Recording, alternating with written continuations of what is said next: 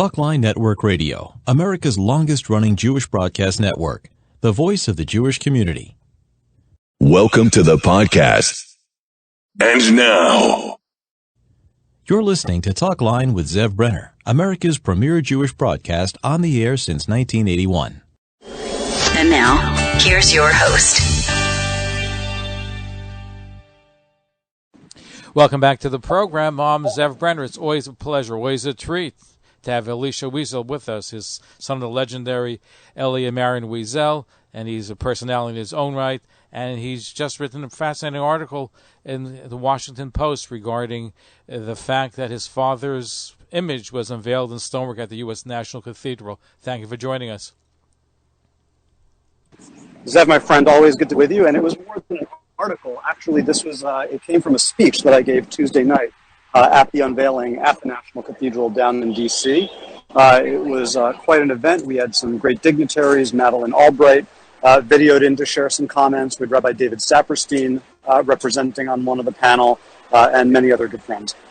So tell us about what it was, what took place. And I know it was unusual because they did something to the stone to keep something in Jewish tradition, even though it was a church. So tell us about it.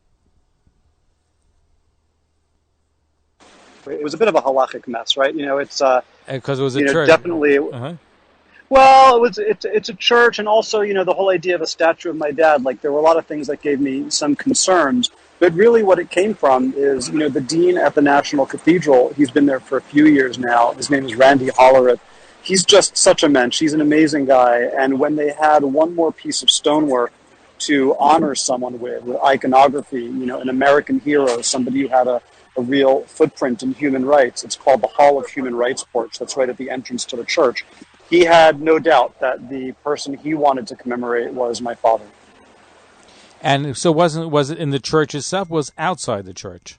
No, it's in the church. So when you go into the church through the main entrance, there's like a little foyer area. There's actually several little foyer areas that you can walk through. And one of them has, you know, 4 human rights sculptures into the stonework. There's Rosa Parks, there's Mother Teresa, and there's Jonathan Daniels, and there's my father. So what went through your mind? Because I'm sure the question has come up, and you're right about it. It's written up in your speech that was quoted in the Washington Post. What would your father have thought of being carved into a church? Look, I'm sure he would have made a joke. First of all, my father had a wicked sense of humor, and I think it would have been, you know, disbelief followed by like, are you sure they're talking about me? You know, he would have had something very funny and charming to say, I'm sure. Look, I think if the idea had been brought up while he was still living, I suspect it would have been a no. This is one of those things I think that can really only happen posthumously. Because I remember an incident where your father was asked to write an article to be in Playboy magazine. And I remember a quote from your father saying, he, the son of Hasidim, I forgot which Hasidic group he mentioned, he said it doesn't fit him to be between Miss April and Miss May. So I'm just wondering what his reaction would be to be carved into a church. But you said you thought if he'd be alive, he probably would not be happy with it, or would he? He'd have resisted it. But look, I think that, you know, it would have been a complex topic because there are many reasons to do it. And ultimately, this is why my family felt it was worth supporting. You know, my father also believed in having significant dialogue with the Christian community. He, you know, there's a book published with some of his extensive dialogues with Cardinal O'Connor. He had great friends within the church in modern times, and he very much respected some of the big steps that had been taken towards, you know, more interfaith discussion and openness, like the Nostra Aetate. So I think my father was, you know, he was an American, and we have to remember that this is also an American institution. It's meant to be a multi-faith institution. So the thought that, you know, he can provoke questions, I think, ultimately is what really carries the day here. And my father always loved questions more than answers. And how can you walk into the church, see a prominent Jew placed, one we know is an observant Jew, and not have questions? And if it provokes questions among the curious, then that's a good thing.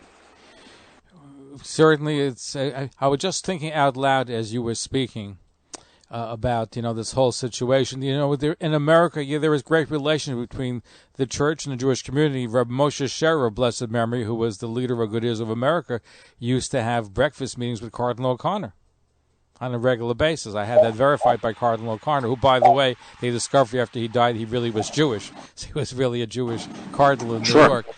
But there might be there. I think there is a distinction, though, and I'm sure you grapple with, and I'd like to get the feedback that you got between having a dialogue and a meaningful one and an important one, and also being carved into a church. I'm wondering what the reaction was, let's say, from the Jewish community that you were involved with.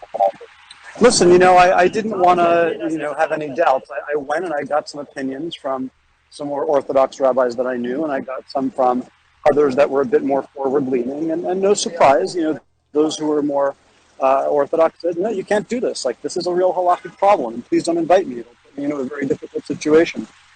There were those who feel that, because of opinions rendered by the Meiri and others, that, we are now at a point where we can think of, the Christian community not as being somewhere where there's avodah zarah. It's a very complex topic.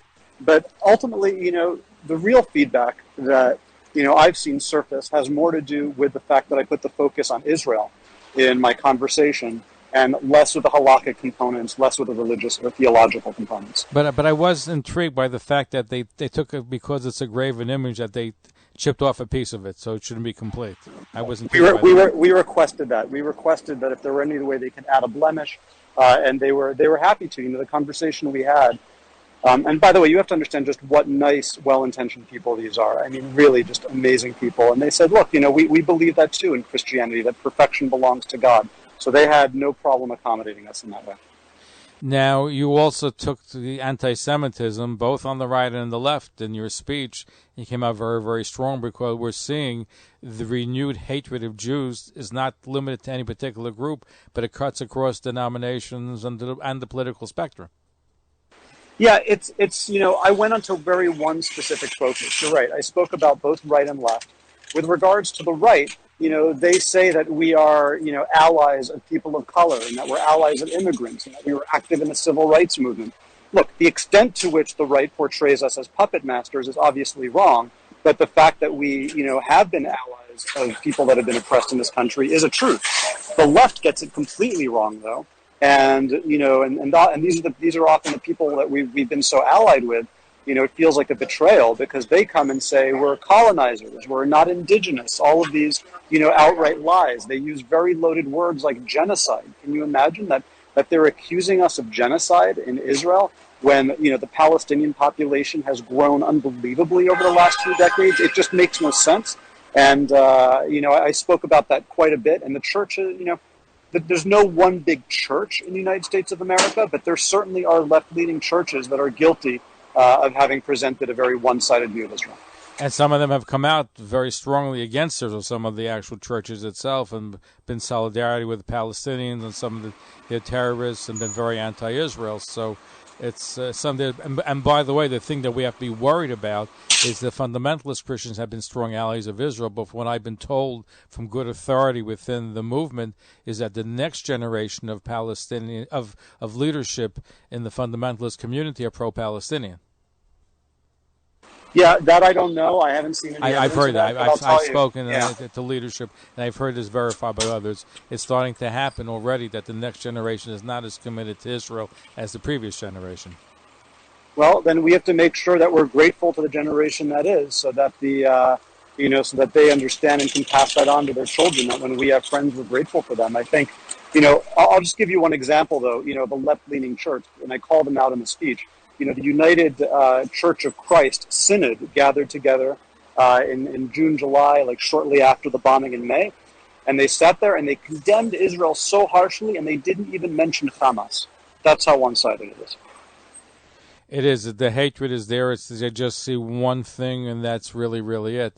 Unfortunately so, and it's hard to convince them otherwise because they have to know deep down that who they're dealing with, but they're so blinded in their hatred that they just focus on that one thing, and they ignore the terror and they ignore the it's not just anti-Semitic, it's also anti-Christian, because if you look what's happening in the Muslim world where fundamentalism is taking hold, it's anti-West, it's anti-Jewish, it's anti-Christian. Look how many Christians have left the Middle East.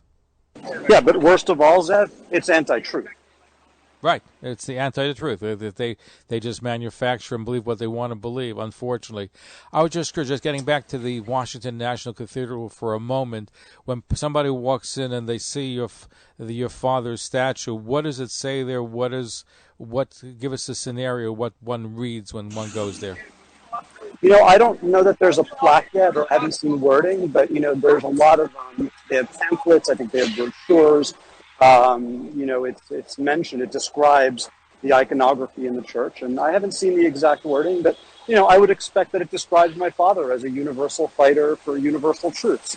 Most of the dialogue that happened that evening and most of the discussion really refers to my father as a, fighter for social justice for all peoples. And I think that's really what motivated the cathedral, and that's how they're representing him. And that's why I felt it was so important that we had to also have the Jewish and Zionist perspective. But how did it end up coming about? Because it's something which is unusual for a church to have a statue of somebody, even though he's a freedom fighter and he stood for all the right moral values. But how did it come about that they decided to honor him at this point in history with a statue? Listen, the dean, as I mentioned, Randy Hollerith, is a very thoughtful guy. He studied moral theology, he went to divinity school, and he's also a very avid and deep reader. And he had real conviction. He said in his mind there was no question that this was the right person, to honor in this way, and he did.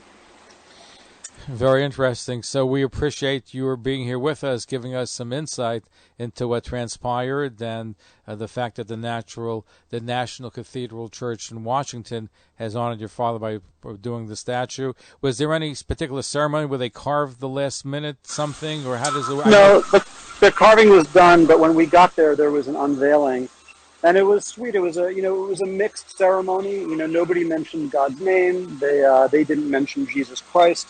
We sang the Nigun from Yedid Nefesh. They had some readings from the Old Testament. Yeshayahu, I think what we read on Yom Kippur about, what is the appropriate kind of fast for us to have. They were very profound, thoughtful readings, and they did everything extremely tastefully. Elisha Wiesel, son of the legendary Elie and Marion Wiesel, thank you for being here with us. We look forward to having a more extended conversation. I enjoyed, by the way, spending time with you on Simchas Torah on the west side of Manhattan. Zev, it's always good to daven with you and to be with you. Thank you for your friendship. And thank you. And we're going to be right back. Don't go away. Stay tuned. Follow us on Facebook, Twitter, and Instagram.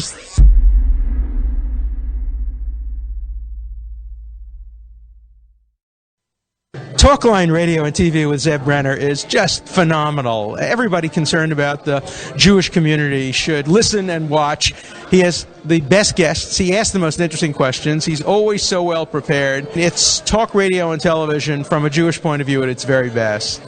To advertise on the Talkline network and Talkline's email and social media blasts reaching over 70,000 people, please call 212-769-1925, extension 100. That's 212-769-1925, extension 100. Or email info@talklinenetwork.com. Thanks for listening. For continuous Jewish programs, talklinenetwork.com, or our 24-hour-a-day listen line at 641-741-0389. For past shows, you can find us on iTunes, Spotify, Amazon, YouTube, Instagram, and all major podcast platforms, or jewishpodcast.org. Thanks for listening to